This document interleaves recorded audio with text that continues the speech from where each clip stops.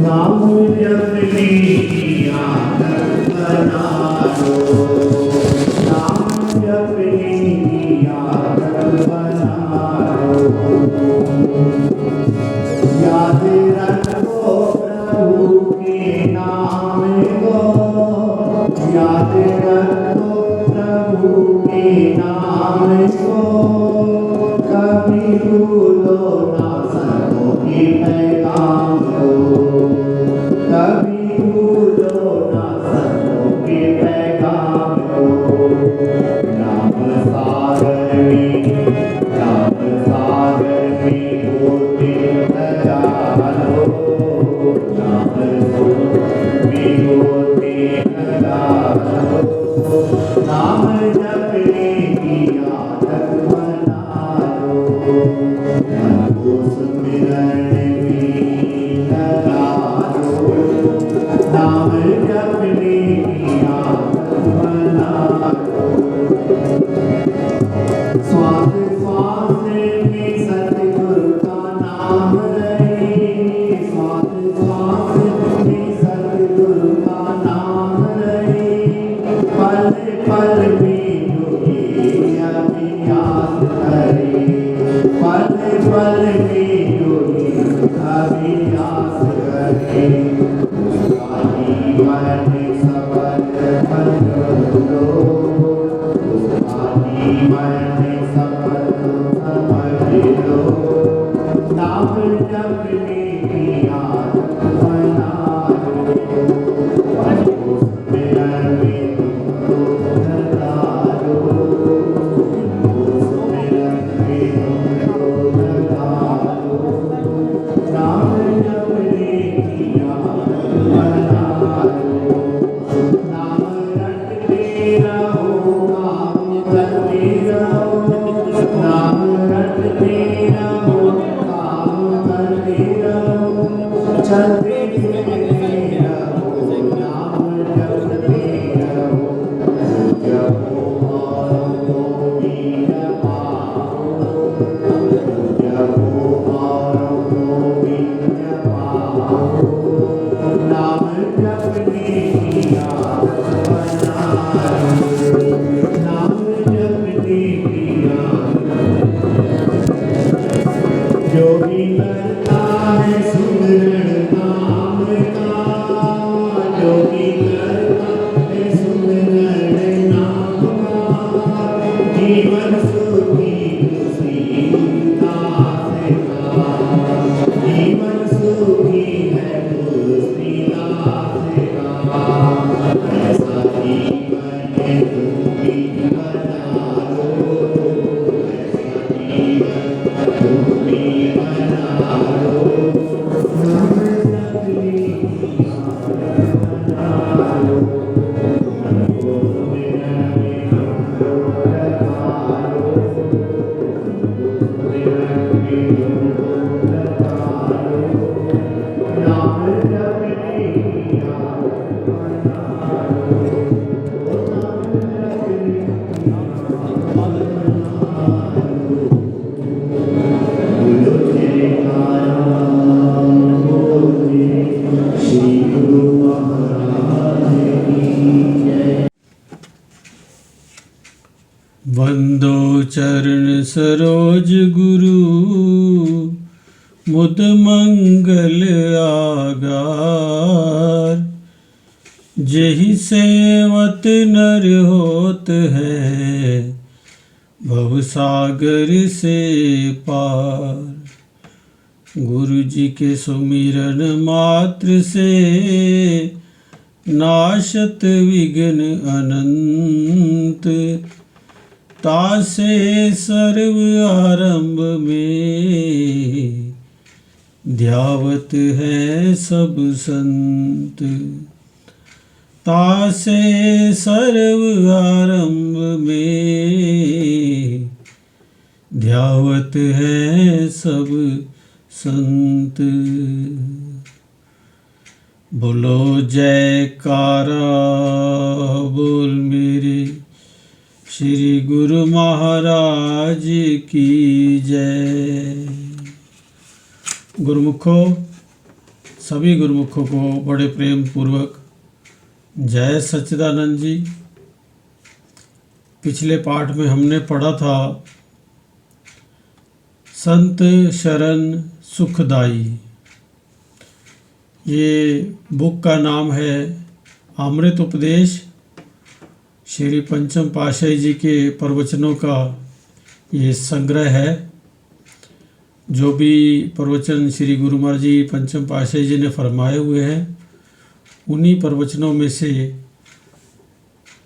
उनको एकत्र करके ये बुक तैयार हुई है, अमृत उपदेश।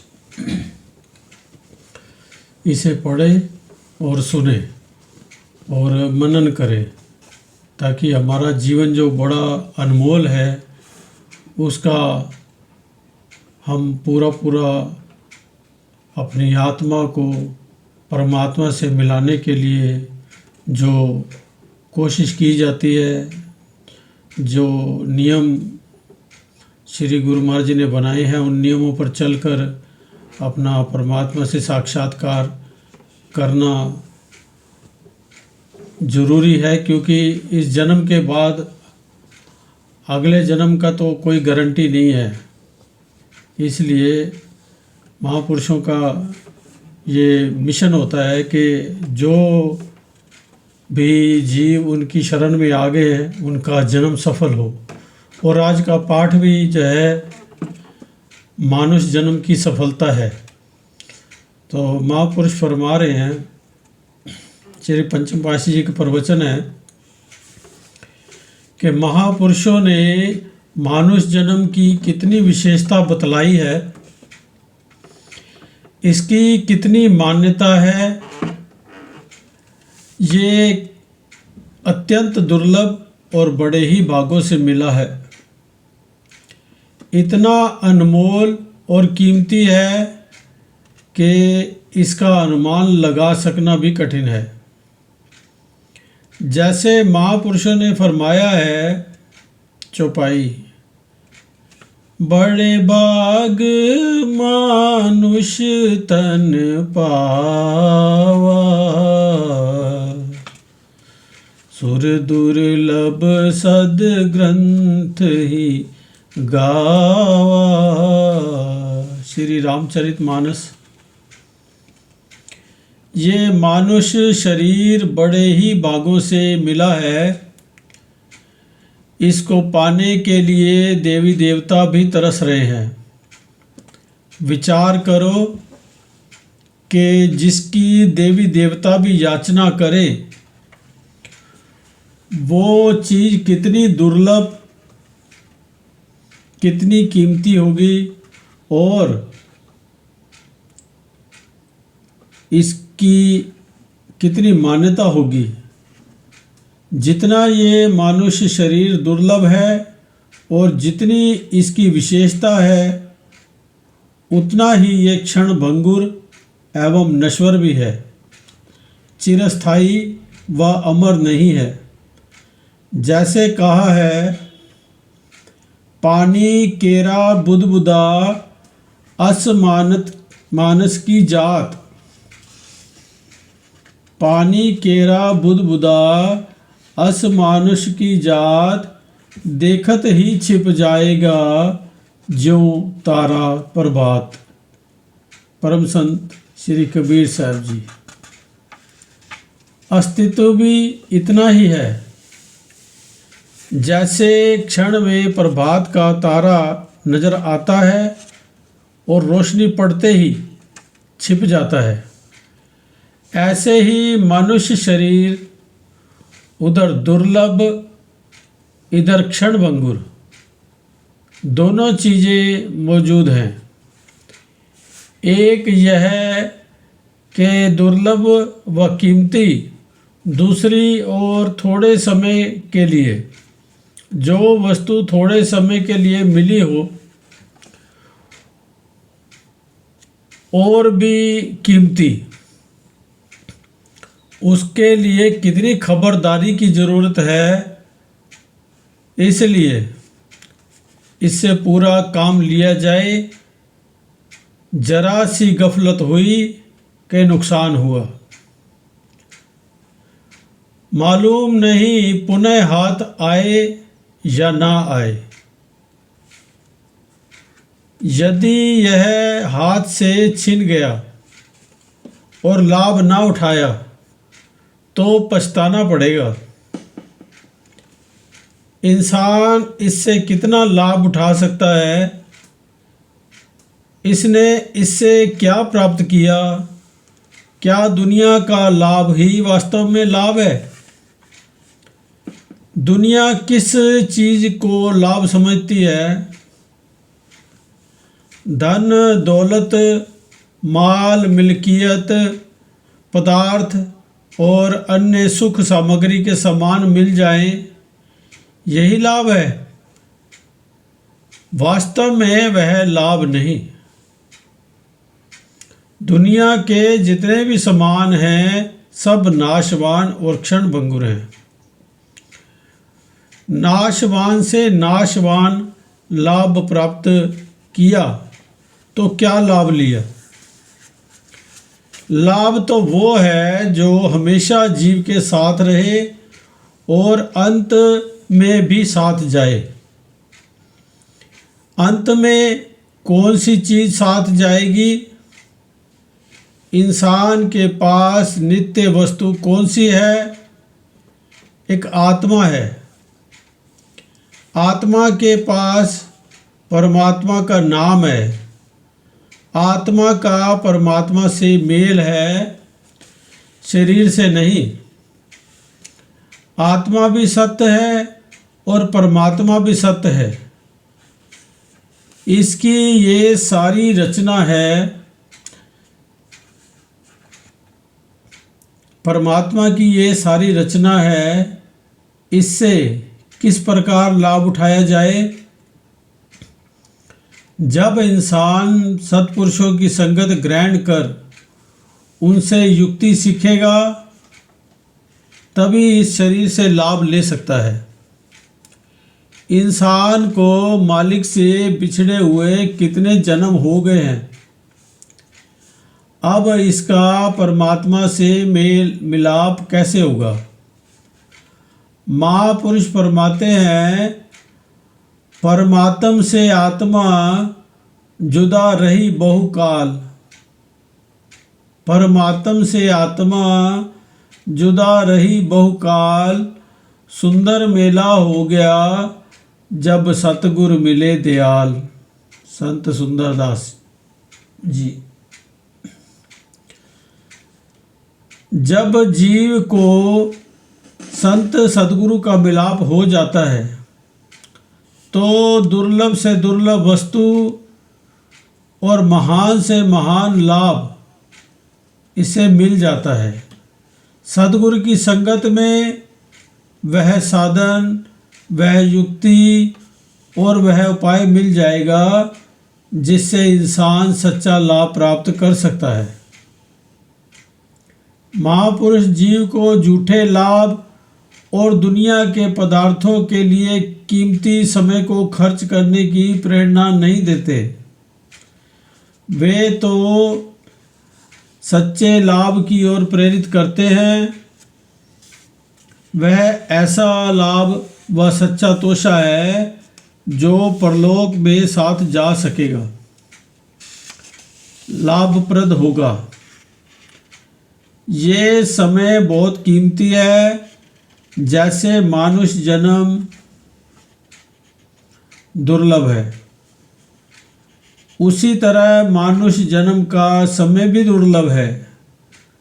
इसी समय में जो काम हो सकता है वह अन्य योनियों में नहीं हो सकता। इसलिए अब सुस्ती व लापरवाही नहीं करनी।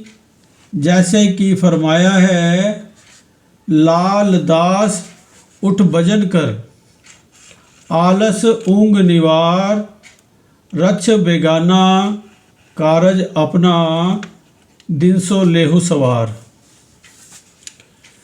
संत लालदास जी।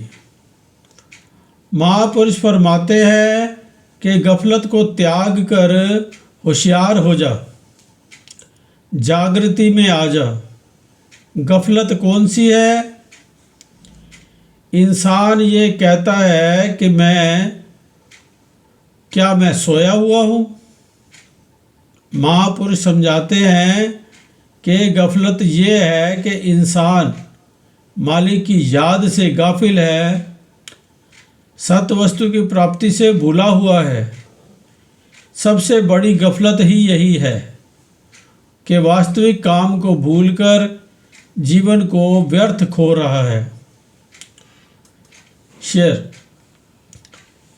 चीस्त दुनिया अज खुदा गाफिल बुदन, चीस्त दुनिया अज खुदा गाफिल बुदन, नए कमाश ओ नुकरा ओ फरजंद ओ जन। जो इंसान मालिक की याद से गाफिल है वह मुर्दे के समान है, बल्कि 100 मौतों के बराबर है। जिंदगी तभी मिलती है जब वह जिंदा वस्तु का सुमरन करता है। जिंदा वस्तु से ही जिंदगी है। मालिक की याद और उसका नाम जिंदा वस्तु है। उसका सुमरन करने से ही जिंदगी मिलेगी। इसलिए उसकी याद को भूलना मत। जिसकी सुरती नित्य एवं सत्य चीज जो शाश्वत और अमर है उसमें लगती है, वह इंसान जिंदा है। यही लाभ प्राप्त करना है। ये जिंदगी दुनिया के लाभ के लिए नहीं मिली, बल्कि सच्चा लाभ प्राप्त करने के लिए मिली है। यदि शरीर नष्ट भी हो जाए तो भी उसका नाम सदा अमिट रहेगा, अमर रहेगा, क्योंकि उसने जीवन प्रदाता ईश्वर परमात्मा से लीव लगाई है। इसलिए उसका नाम अमर हो गया। शेर, जिंदा अस्त नामे फरोख, नौ शेरवा बा अदल, गरचे बसे गुजस्त, नौ शेरवा नमांद। नौ शेरवा एक बहादुर हुआ है।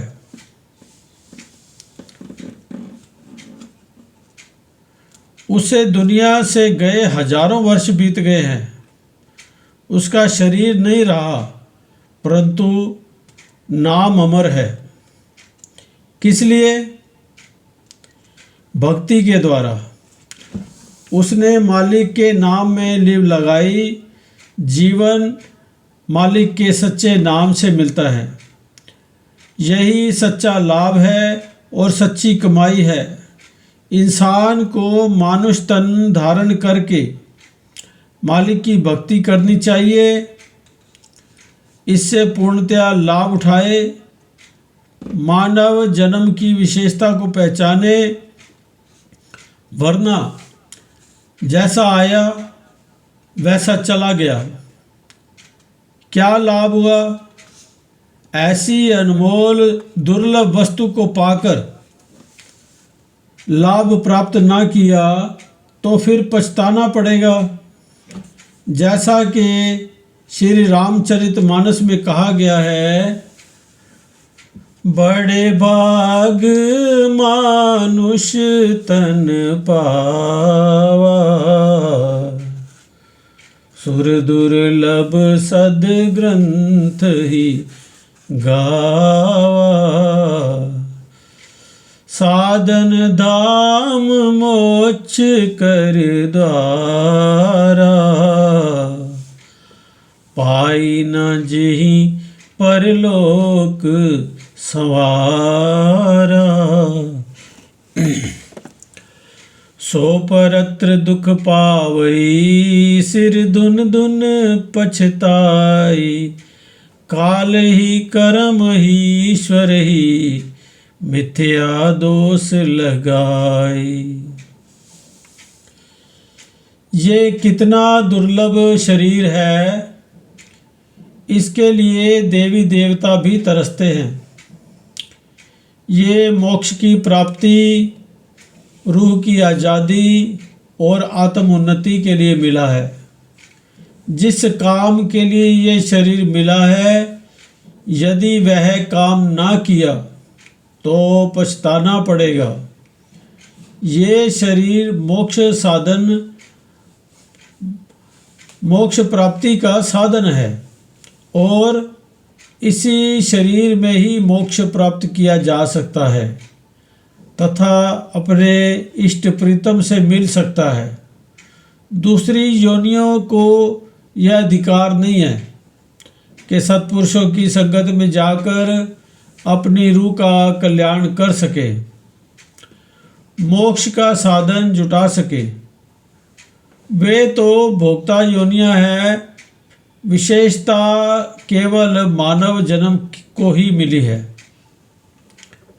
अब विचार करो कि वही मनुष्य जन्म मिल गया जिसकी महिमा से ग्रंथ भरे हुए हैं। वही सुअवसर प्राप्त हो गया जिससे लाभ उठाना था। सत्पुरुषों की संगत मिल गई, भक्ति के साधन मिल गए। अब गुरुमुख सरलता से लाभ उठा सकते हैं।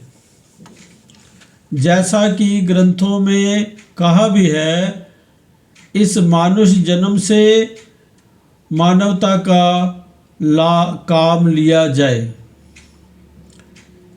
वह क्या कि सत्पुरुषों की संगति में मालिक की भक्ति और नाम की कमाई की जाए। अवर काज तेरे किते न काम, मिल साध संगत भज केवल नाम। नाम और भक्ति की दात सत्पुरुषों की संगत में सहज ही मिल जाती है। जब इंसान सत्पुरुषों की संगत में आता है तो मायावी ख्याल और विकार स्वयमेव दूर हटने आरंभ हो जाते हैं। जैसा कि फरमान है, कबीर संगत साध की साहिब आवे याद, लेखे में सोई घड़ी बाकी दिन बर्बाद। परम संत कबीर साहब जी। सत्पुरुषों की संगत में मालिक की याद आती है। वही घड़ी जो उनकी संगत में व्यतीत होती है सफल है, क्योंकि उससे जीव को सच्चा लाभ प्राप्त होता है, सच्चा सौदा मिलता है, जिससे इंसान का जन्म सफल हो जाता है और लक्ष्य की भी प्राप्ति में सफलता मिलती है। जीव के लिए भक्ति व मुक्ति का मार्ग प्रशस्त हो जाता है, जिसे अपनाने से भक्ति की प्राप्ति कर जन्म सकार्थ कर लेता है। जैसे महापुरुषों ने बतलाया कि आपको वही मार्ग एवं साधन मिल चुके हैं। अब गुरुमुख का कर्तव्य है कि महापुरुषों के बताए हुए भक्ति मार्ग पर चलकर नाम की कमाई करके जन्म को सफल बनाए। महापुरुषों के बताए हुए मार्ग पर चलकर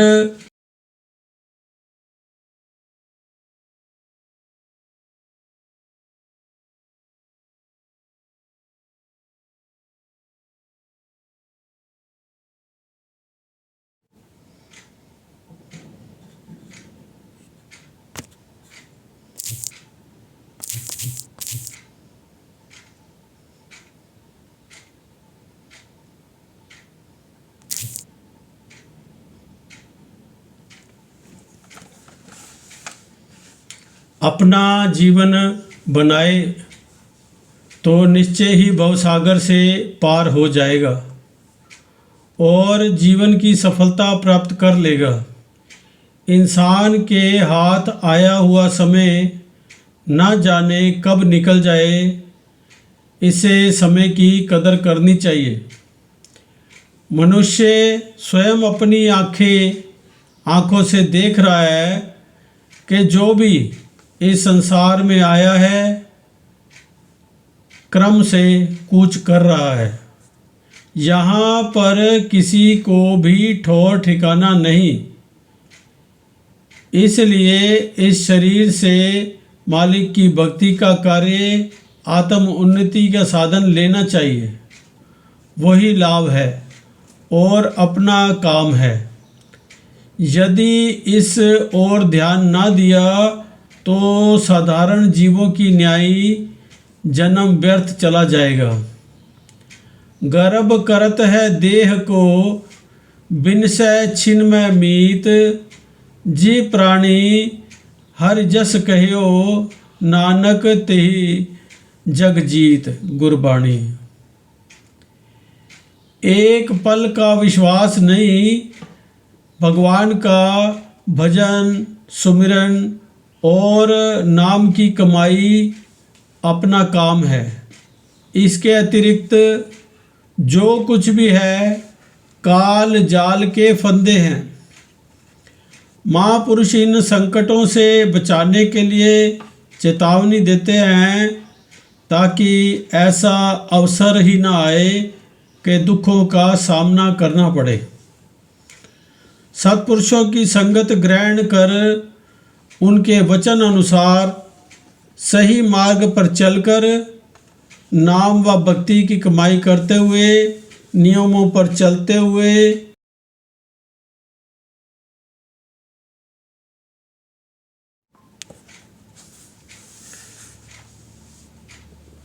सत्पुरुषों की संगत ग्रहण कर उनके वचन अनुसार सही मार्ग पर चलकर नाम व भक्ति की कमाई करते हुए, नियमों पर चलते हुए मानुष जन्म की सफलता को प्राप्त करना है। बोलिए जयकारा बोल मेरे श्री गुरु महाराज की जय। बोलो साचे दरबार की जय।